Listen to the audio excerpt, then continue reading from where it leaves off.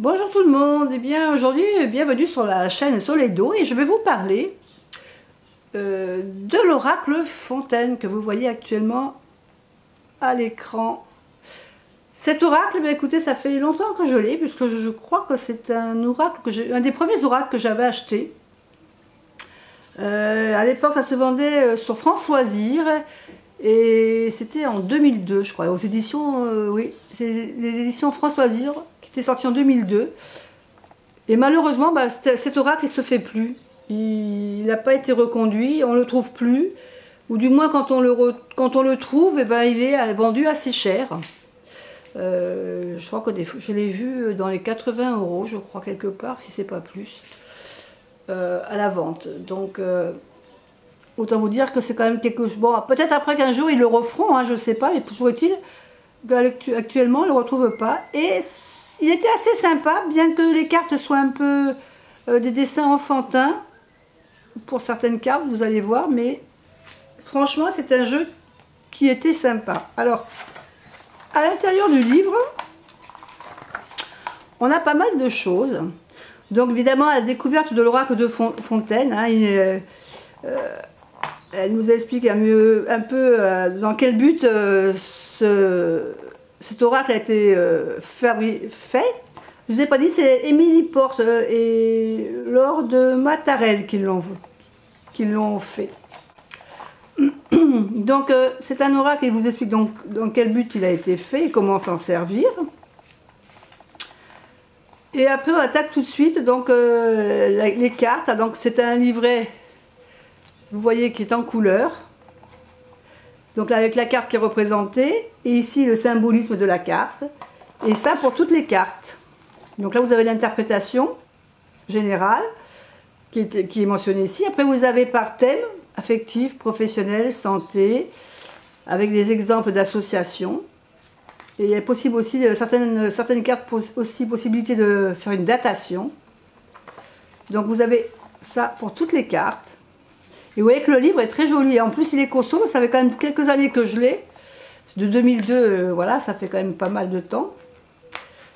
Et vous voyez qu'il est encore bien conservé. Bien, vous allez voir après, j'ai quand même donné des petits coups de marqueur. Mais là, voilà, vous avez donc tous les interprétations des cartes. Vous avez aussi un petit encadré ici, ce que permet la carte en positif ou négatif. Alors les cartes se lisent toutes à l'endroit, à l'exception de certaines cartes. Je vais vous la montrer.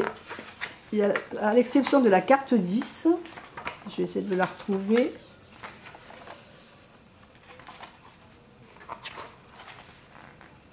On y arrive.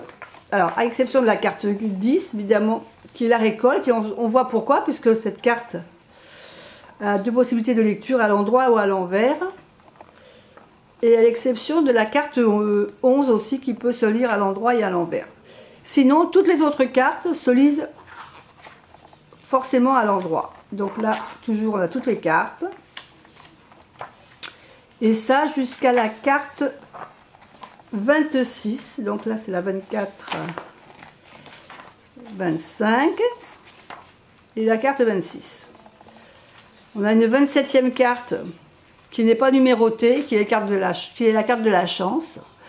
C'est la petite carte supplémentaire. Donc là, nous avons 27 cartes, donc comme ça, rectangulaires. Et ensuite, on a d'autres cartes, les cartes qu'on appelle les cartes de couleur. Alors, je crois qu'on en a 12. Et ces cartes-là, vous allez vous en servir pour compléter votre tirage avec les grandes cartes. Et là, donc, à chaque fois, on vous explique donc, les couleurs et le symbolisme. Donc, le symbolisme de la couleur de la carte. Un peu l'alchimie. Et on vous marque à peu près aussi dans l'encadré. Parce que ces cartes-là ont 4 significations, en fin de compte. Vous voyez, il y a sur chaque coin chaque côté de la carte, il y a une signification un peu plus précise. Comme par exemple la carte ici verte. Là, il y a marqué espoir. Donc ici, l'espoir, c'est de savoir qu'après l'hiver revient toujours la douceur de la nature qui renaît. Et ces cartes-là, donc, venir agrémenter votre tirage ou le compléter. Si vous voyez que votre tirage n'est pas assez complet, vous tirez une carte couleur pour le compléter ou donner un peu plus d'intensité à votre tirage. Donc là, nous avons 12 cartes de couleur. Et ensuite, vous voyez que j'ai stabilisé. On vous présente plusieurs tirages. Alors tout d'abord, on vous explique comment faire un tirage, ce que vous devez faire avant, de façon générale. Vous voyez, j'apprenais j'ai tout stabilisé, ce qui était pour moi primordial dans le tirage. Et après, on vous explique plusieurs tirages. Alors vous avez énormément de tirages qui sont expliqués dans ce livre et vous avez des exemples avec. C'est ça qui est intéressant quand vous débutez un oracle et que vous ne savez pas trop vous servir encore des cartes. Ben vous avez des exemples concrets avec des cartes du jeu et ça c'est pas mal. Je trouve que c'est intéressant pour les gens qui débutent et qui ne savent pas trop comment se servir des cartes et tout. Là c'est vraiment bien expliqué. Donc là on vous montre des tirages avec les cartes allongées, ce qu'ils appellent les cartes allongées, donc les grandes cartes. Donc il y a plusieurs tirages, donc tirage à une carte, tirage à 3 cartes, tirage du prénom, donc ça c'est des tirages qu'on connaît bien, classiques. Après vous avez le tirage en croix à 5 cartes, toujours pareil avec des exemples ici qui vous sont donnés. La vie professionnelle et financière, donc faire des tirages spécifiques avec une question formulée précisément sur la forme, la santé. Après, vous avez un tirage en fer à cheval, à 7 cartes. Et pareil, toujours pareil, avec un exemple.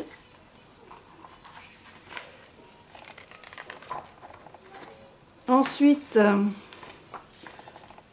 on a des tirages, des associations. Là vous marque à peu près certaines cartes associées à d'autres cartes, ce que ça peut donner. C'est des exemples, toujours pareil, c'est pour vous aider donc à faire le choix. Donc vous avez plusieurs façons d'interpréter voilà, les cartes. Si vous avez la conquête plus la réalisation, c'est la réussite à un concours par exemple. Voilà, donc, et là vous avez plusieurs exemples. Ensuite vous avez le conseil du jour, c'est-à-dire que vous pouvez tirer une carte pour avoir la carte du jour, ce qu'on appelle maintenant la carte du jour. Et si vous avez perdu des objets, déterminer une couleur idéale que vous voulez porter à ce jour, vous pouvez tirer d'autres cartes. Enfin, il y a des tas de petits exemples. Franchement, ce livre est sympathique et bien fait, je trouve, pour quand on débute avec ce jeu, c'est bien. Excusez-moi, j'ai la voix un peu cassée. Donc maintenant, on va passer aux cartes. Donc, ça, c'est les grandes cartes. Et les cartes carrées, les petites cartes. Donc, tout d'abord, on va passer aux grandes cartes. Et la première carte, c'est la carte de la porte. Je vais vous les mettre comme ça je vais faire monter. La deuxième carte, c'est la libération. La troisième, l'intellect. La quatrième, la conquête. La cinquième, l'obstacle. La sixième, la communication. La septième, la passion. La huitième, le soleil. La neuvième, c'est la société. La dixième, donc la récolte, c'est ce que je vous disais tout à l'heure, donc c'est une qui se lit à l'endroit à l'envers. Donc quand vous l'avez ici, l'endroit c'est évidemment le pommier ici, avec la récolte. Donc la récolte, c'est-à-dire que c'est une carte positive. Par contre, si vous l'avez dans l'autre sens, la récolte là est en haut, il n'y a plus rien sur l'arbre, donc c'est plutôt une mauvaise récolte. D'où l'interprétation endroit envers. Donc quand vous mélangez les cartes, celle-ci et celle-ci, quand vous les mélangez, il faut déjà que vous les tournez un peu dans tous les sens avant de les remettre dans le jeu, comme ceci, sans voir comment ça se passe. Et vous les remettez après dans le jeu sans voir l'endroit à l'envers pour ne pas être influencé. Ensuite, on a la carte 11 aussi. Donc la carte 11, et bien là on voit que ce sont les amours aimants ou amours aimés.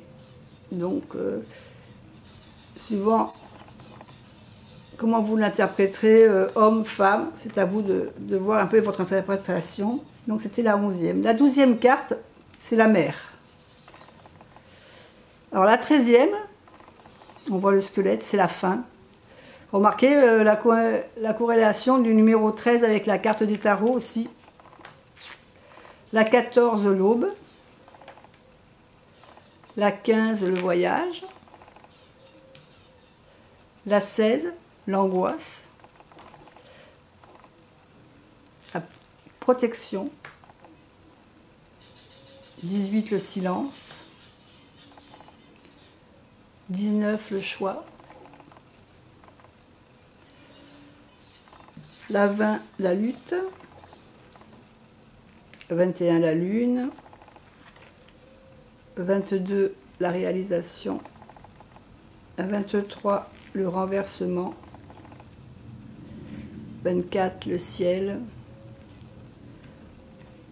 25, le bonheur. Vous voyez que ce sont des dessins tout à fait simples, mais qui fonctionnent bien. 26, l'équilibre. Et la carte sans numéro, c'est la carte de la chance. Donc voilà, vous avez vu donc les 27 cartes, les 27 grandes cartes qu'on se sert donc pour faire la prédiction. Et ensuite, nous avons les cartes, donc les 12 petites cartes de couleurs. Donc là, vous voyez le dos. Et on a plusieurs couleurs. Donc là, on a la carte multicolore avec à chaque fois, donc ouverture, désordre, découverte, dispersion.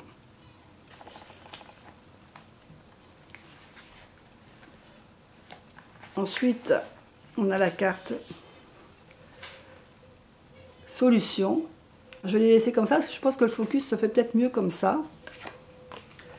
Donc, séduction, vulnérabilité, tendresse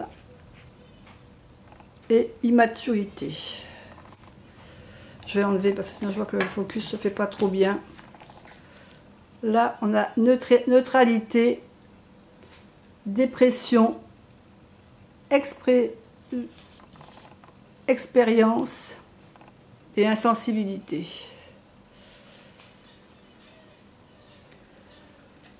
Ensuite, on a la carte de l'indifférence, pureté, le vide ou la paix. Ensuite, on a la fermeture, le concret, lenteur et fertilité.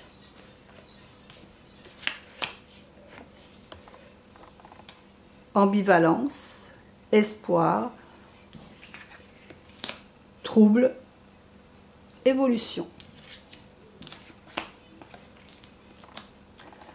Soumission, recueillement, sacrifice, mystère. Passivité, spiritualité, illusion, réceptivité. Blessure, activité, violence, désir. Joie, égoïsme, richesse, aveuglement. Constance, infidélité, ambition et rébellion. Et la dernière, initiation, refus, transformation et douleur. Voilà, je vous ai présenté toutes les cartes de ce jeu qui est apprécié de ceux qui l'ont. J'espère vous l'avoir fait découvrir et puis j'espère que pour ceux que ça intéressera, j'espère qu'un jour ou l'autre, les éditions Françoisir referont ce jeu. Et je vous dis à bientôt pour une autre vidéo. Au revoir.